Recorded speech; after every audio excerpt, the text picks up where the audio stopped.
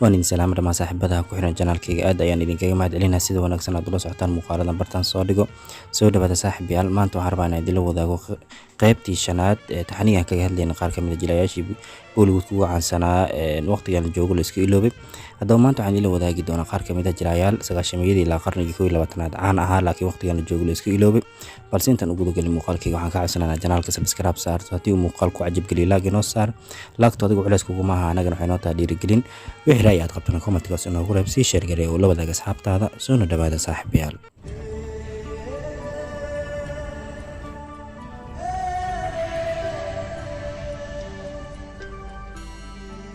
sida aad la socoteen saaxiibayaal muuqaaladii maalmahan aan kaga hadlaynay qaar ka mid ah jilayaashii Bollywood ka caanka ahaa jir laakiin waqtigan la joogo la iska iloobay waxaan kaga hadalnay ilaa iyo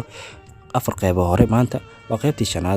shanaad ayaan idin wadaagi doonaa waxaan ku soo qaadan doonaa qaybtan shan kale oo kamid ah jilayaashii sagaashameeyadii ilaa qarnigii 21aad caan ahaa waqtigan la joogo la iska iloobay saaxiibayaal jilaaga ugu horeeyaan ku bilaabi doona waa jilaaga lagu magacaabo Apurva Agnihotri jilaagan Apurva Agnihotri waxa uu kamid ahaa aktaradii da'da yaraa ee sagaashameeyadii ama dhamaadkii sagaashameeyadii soo caan baxay aflaam waaweyn oo caan ah ayuu ka soo muuqday jilaagani aflaamta ugu caansan ee laga xusi karo ama la xusi karaan ee saaxiibayaal uu ka soo muuqdo jilaagan waxaa kamid ah filimkii caanka ah Birdies kaas oo hogaamiyaha ka ahaa Shah Rukh Khan sidoo kale aflaamta kale uu ka soo muuqdo waxaa kamid ah filimkii caanka ah Karod filimkan Karod Soomaalidu qaar waxay dhahaan ama ay u yaqaanaan balwaan shanta gabdhood jilaagan aflaam kale oo caan ah ayuu ka soo muuqday dhamaadkii sagaashameeyadii ilaa qarnigii 21aad ayuuna caan ahaa jilaagan lagu magacaabo Apurva Agnihotri laakiin waqtigan la joogo saaxiibayaal waxa uu kamid yahay aktaradii la iska iloobay jilaagan lagu magacaabo Apurva Agnihotri sheekadan qofka labaad ee taabanayso waa rugcadaaga caanka ama dhehe jilaaga caanka ah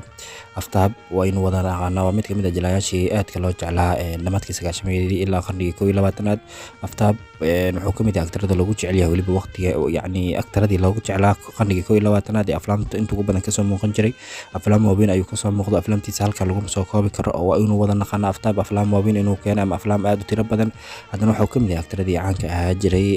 qarnigan 21aad ilaa dhamaadkii sagaashameeyadii laakiin waqtigan la joogo la iska iloobo aftaab aflaamta ugu caansan oo kasoo qaadan karno waxaa kamid ah filimkii caanka ah Awaara Pagal Deewana uu kasoo muuqday Koi Meri Dil Se Puche iyo aflaam kale aad u tiro badan saaxiibayaal haddaba aftaab asigana wuxuu kamid yahay aktaradii caanka ahaa jir laakiin waqtigan la joogo la iska iloobay sheekadan qofka saddexaad ee taabanaysa waa jilaag lagu magacaabo ama jilaag lagu magacaabo Rohit Roy jilaagan lagu magacaabo Rohit Roy asigana wuxuu kamid yahay aktaradii caanka ahaa jiray sagaashameeyadii laakiin waqtigan la joogo la iska iloobay aktarkan wuxuu la dhashay aktarka kale ee lagu magacaabo Ronit Roy haddaba Rohit Roy wuxuu kasoo muuqday aflaam caan ah oo lagu xusi karo filimkii caanka ah Kome Tumho ay Soomaalidu aad u wada yaqaanaan waliba kuwii la doogay shaleemooyinka xilligii hore daawan jireen ayaa aad u yaqaana filimkaasi haddaba aktarkan wuxuu kamid yahay aktaradii xilligaasi ama sagaashameeyadii aflaamta kasoo muuqan jiray Rohit Roy hadda sanadii ugu dambeeyay aflaamta uu kasoo muuqday waxaa laga xusi karaa filimka lagu magacaabo Kabil oo Heritage Rockstar uu ku jiray camoolaha waa ninkii kasoo muuqday Rohit Roy asigii walaalkiisa ayaa filimkaasi kaabalaadar ka ahay oo Rohit Roy iyo Ronit Roy labadooda ayaa filimkaasi kaabalaadar ka ahay haddaba ninkan lagu magacaabo Rohit Roy asigana wuxuu kamid ahaa aktaradii sagaashameeyadii caanka ahaa jira laakiin waqtigan ama sanadii ugu dambeeyay la iska iloobay saaxiibayaal sheekadan qofka afraad ee taabanaysa waa jilaal lagu magacaabo Sanjay Suri asigana wuxuu kamid ahaa aktaradii dhamaadkii sagaashameeyadii ilaa qarnigan 21aad caanka ahaa jiray aflaam waaweyn oo caan ah ayuu kasoo muuqday aflaamta uu kasoo muuqdo waxaa laga xusi karaa ama aan kasoo qaadan karnaa filimka lagu magacaabo Pyar Mein Kabhi oo soo baxay sanadii 1999 iyo sidoo kale filim lagu magacaabo Vihal oo asiga iyo sidoo kale Sushmita Sen iyo jilayaal kale iska soo muuqdaan haddaba jilaagan asigana lagu magacaabo Sanjay Suri wuxuu kamid ahaa aktaradii sagaashameeyadii caanka ahaa jir laakiin waqtigan la joogo la iska iloobay saaxiibayaal sheekadan qofka ugu dambeeya taabanayso waa jilaaga caanka ah ee Priyanshu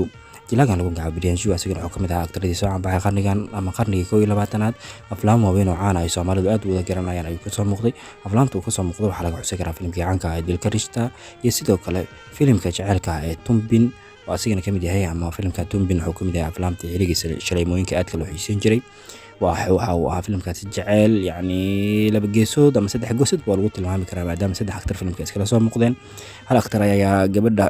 yacni asigoo guursan raba geeriyoonayo laakiin labada aktar dambe ama asiga jilaagan iyo jilaag kale ayaa gabadha ku xifaaltamaya alxaasil jilaagan lagu magacaabo Priyanshu ayaa gabadha hantinaya ama la wareegayo ultimadii alxaasil filimkaasi Tumbin ayuu kasoo muuqday iyo sidoo kale filimka Soomaalida ay wada yaqaanaan ee Dil Ka Rishta oo asiga iyo sidoo kale Arjun Rampal ama Gorof ay hogaamiyaasha ka wada ahaayeen jilaagan Soomaali qaar waxaa jiri jirtay dhihi jireen jilaagii wiilka caldheer walaalkiis maadaama xogaa wiilka calleere ama abshiga bakshan isshaabahan aan dhehe didio ayaaba iska dhihi jiray jilaaga wuxuu la dhashay ama wiilka calleere walaalkiis laakiin lama dhalan sida xaqiiqda marka la eego saaxiibayaal jilaaga lagu magacaabo asagana Priyanshu wuxuu ka mid ahaa tiradii awoodda lahaa jiray ama caanka ahaa qarnigii 21aad ee Bollywoodka soo maray laakiin waqtigan la joogo la iska ilooba saaxiibayaal haddaba intaas ayaan kusoo gabagabeynayaa taxanii aan kaga hadlay ama qaybtii shanaad aan kaga hadlay qaar kamid ah jilayaashii caanka ahaa jiray sagaashameeyadii ilaa qarnigii 21aad laakiin waqtigan la joogo la iska iloobay fadlan haddii aad ka hesho muuqaalkeena like inoo saar channelka haddii aad ku cusubtahay subscribe inoo saar wixii ra'ayaad qabto commentiga hoos inoogu reeb sii share garee oo la wadaaga asxaabtaada waana ku mahadsan tahay daawashada muuqaalkeena